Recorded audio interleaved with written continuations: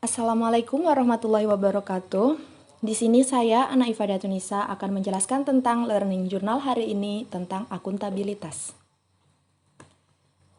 Adapun pokok bahasan yang akan saya bahas di sini, yang pertama adalah konsep akuntabilitas, yang kedua adalah mekanisme akuntabilitas, yang ketiga adalah menciptakan lingkungan kerja yang akuntabel, yang keempat langkah-langkah framework akuntabilitas, yang kelima adalah akuntabilitas dalam konteks, dan yang keenam adalah menjadi PNS yang akuntabel.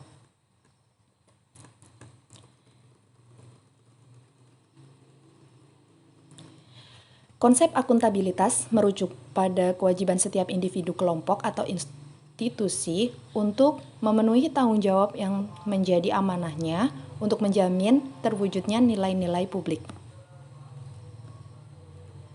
Akuntabilitas ini berbeda dengan responsibilitas, di mana perbedaannya akuntabilitas adalah kewajiban pertanggungjawaban yang harus dicapai, sedangkan responsibilitas itu adalah kewajiban untuk bertanggung jawab.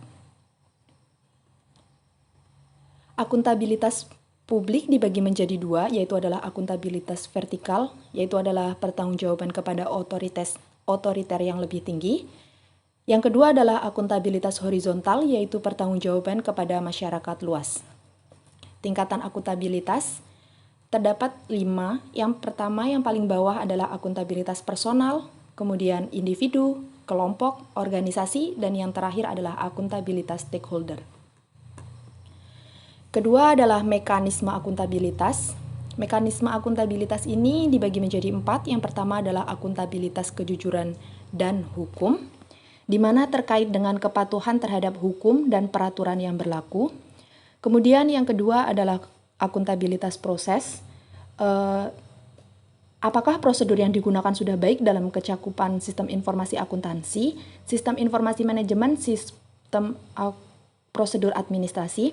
Kemudian yang ketiga adalah akuntabilitas program. Apakah tujuan yang ditetapkan dapat dicapai? Apakah ada alternatif program lain yang memberikan hasil yang lebih maksimal dengan biaya minimal? Dan yang terakhir adalah akuntabilitas kebijakan, yaitu adalah terkait dengan pertanggungjawaban pemerintah atas kebijakan yang diambil terhadap DPR atau DPRD dan masyarakat luas. Kemudian bagaimana sih cara menciptakan lingkungan kerja yang akuntabel? Terdapat 9 nilai, yaitu adalah nilai yang pertama adalah kepemimpinan, adanya konsistensi, adanya keadilan, transparansi, integritas, tanggung jawab, kepercayaan, keseimbangan, dan kejelasan. Setelah itu, langkah-langkah framework akuntabilitas. Yang pertama adalah tentukan tujuan dan tanggung jawab. Yang kedua adalah merencanakan apa yang akan dilakukan untuk mencapai tujuan. Yang ketiga adalah melakukan implementasi, monitoring kemajuan. Yang keempat adalah memberikan laporan secara lengkap. Dan yang terakhir adalah evaluasi, masukan perbaikan.